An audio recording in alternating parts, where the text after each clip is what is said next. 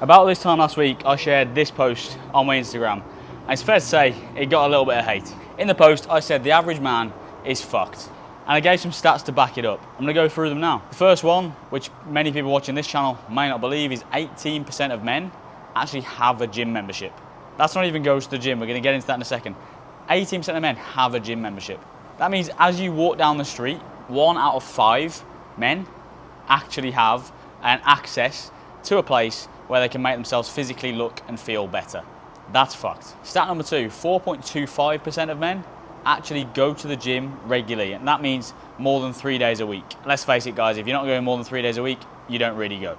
Not only does that mean that a significant chunk of the people who have a gym membership aren't using it, that's a separate argument. What it means is 95% plus of men aren't training more than 3 days a week. That's a damning statistic. If you think about how much men actually care about how they look and how much that's valued in society, a big part of how you look is how much body fat and how much muscle mass you have. You're not doing a very good job of manipulating that if you don't go to the gym more than 3 days a week. I'm sorry, it's just the truth. Third statistic, and this one did ruffle a few feathers a little bit, 5 to 10% of men haven't had sex in the last 12 months.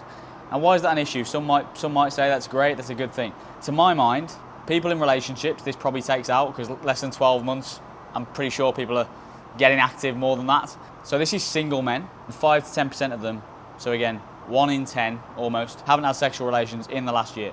Most men I know, at any stage of the day, of the week, of the year, are pretty much good to go. So it's not going to be through lack of trying. It's certainly not going to be through lack of want. Therefore, what is it?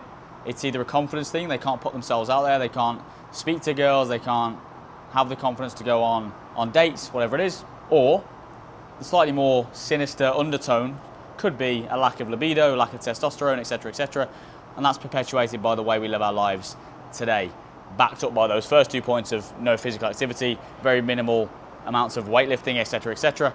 But these two things, both of them probably intertwined, are a massive issue. If you don't even have the confidence to go on a date, the confidence to talk to a girl, the confidence to put yourself out there, to project, to try and sell yourself in a romantic setting, that is, then how on earth are you going to end up in a fulfilling, productive relationship down the line, which at the end of the day, realistically, is what we're all optimizing for? I'm saying this as a single dude. However, everyone, I believe, is optimizing for that pinnacle of a productive, loving, fulfilling relationship. If you're not even doing the work in the initial phase to go on dates, to put yourself out there, it ain't going to happen. So these things are a real issue. How do we increase our confidence? One of the ways is just by actually doing the thing, speaking to more people, not just women, but actually people in general. And another thing, 100%, is going to be to improve the way you look. I'm not here to be a dating coach. That's certainly not my area of expertise. However, I am a physical fitness coach. And I see people all the time, men and women, but I'm going to talk to men because it's what I have personal experience in, who are moving through their life slouched over, without proper energy going through the day, just effectively living at a quarter of their potential. If you take all things into consideration, energy, confidence, look and feel, ability to talk and project themselves, they're living at this really minute level, this left-hand side of the scale, where fundamentally they're just not getting enough out of their life. And of course, this is my opinion, and you may disagree with this, but what are we here for? We're here to thrive in this existence, in this 70, 80, 90 years we might have. So if you're living in your 20s, your 30s, your 40s, whatever it is, and you can't go through the day feeling confident in your own skin, you don't have the faith that your body can carry you through a physical endeavor, you can't just go and play football whenever it is you want, you can't just go and say yes to hiking up Mount Snowdon whenever you want, whatever it may be, you aren't able to do because you haven't looked after the fundamentals, the very fundamentals that you are given in terms of your physical being, your body. So that's what I'm here to try and make you prioritize today. And that's what the post was about. The next statistic was 23% of men report common mental health issues. And of course, again, slightly controversial topic, okay? Of course, it's not a bad thing that men are now talking about their mental health and becoming more vocal about that. However, a quarter of dudes feeling like they're depressed, anxious, whatever, is an issue. And it's obviously perpetuated by the way we live our lives. That's 1 in 4 people. That's not normal. And of course, I have it. People of every nature go through little bouts of sadness, little bouts of anxiety, but this is prolonged depression, anxiety. That's not an okay way to live. And to my last point around living your life at a lower frequency, at a lower level, these things are going to be impacting the way you show up in your day-to-day life. And again, I'm not here to say training 3 days a week is going to solve that, but when you're making decisions as to whether you want to go and do something, put your energy somewhere, the question isn't, is this going to solve all my issues? It's going to be, is this going to move me closer to a good outcome versus a bad outcome? Is training in the gym going to make me less depressed or more depressed? Question. Obviously less depressed. Is training in the gym going to make me look worse or better? Obviously better. Is training in the gym going to make my energy improve overall, the grand scheme of things, or is it going to decrease my energy? Again, we know the answer. So it's not about, are these things going to be solved indefinitely? Obviously not by one little action, but are they going to be improved? Well, 100%. I also rounded this off by saying the average man spends 9 hours a week gaming, a further 10 hours a week on social media or equivalent, and 2 to 3 hours a week watching porn and masturbating. Again, fucking stark statistics. However, they're true, and this is drawn average, okay, so obviously it's skewed with people spending more time and then people spending less time. It's that average in the middle, of course, but it goes to show a broader picture. And if you're spending your time in a virtual reality, be it romantically, in a status sense with the gaming, or in a social interaction sense with social media, more than you're spending it in the real world, again, isn't that an issue? And it's my belief, my contention, that this just comes from, again, so 2 things. Ease of access, these things are obviously super easy, and escapism. You're just not wanting to overcome the inertia, the discomfort of stepping out of your comfort zone and actually going and seeking status for real.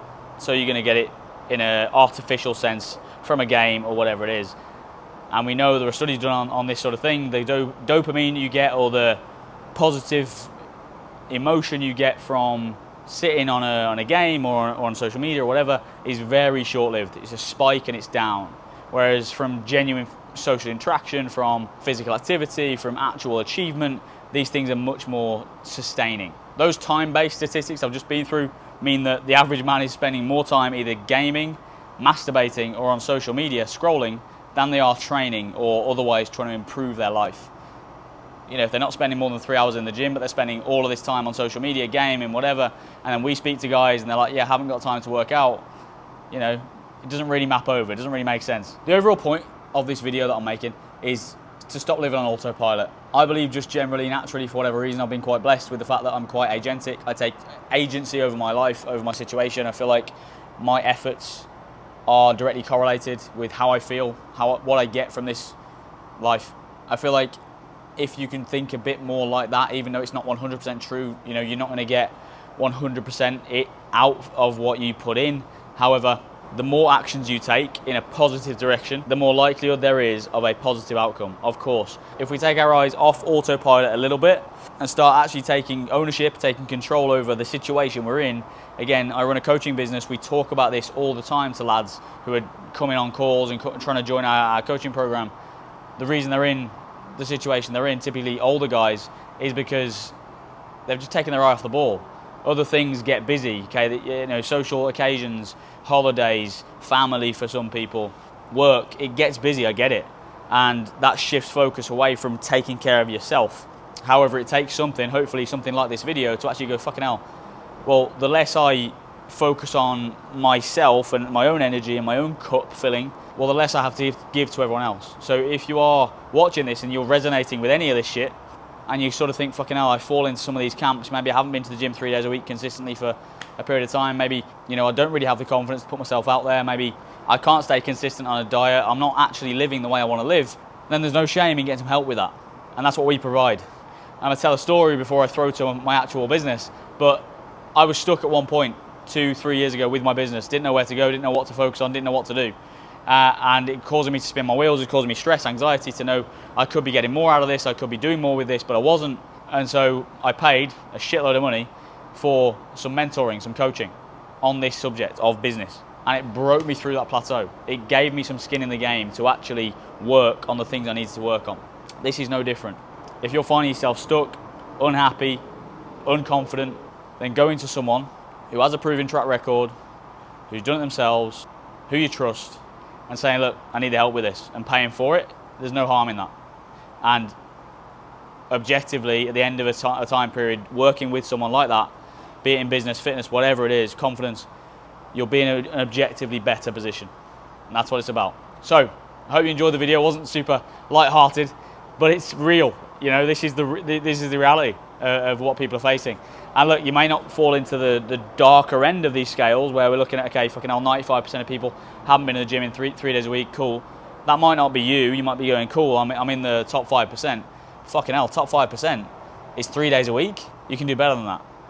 100%. And so the secondary point to this video is that it's much, much easier now than ever to actually be ahead of the game, to be ahead of the curve. Much, much easier than ever. There's more opportunity than ever. There's more knowledge at your fingertips than ever before. And there's more distraction than ever.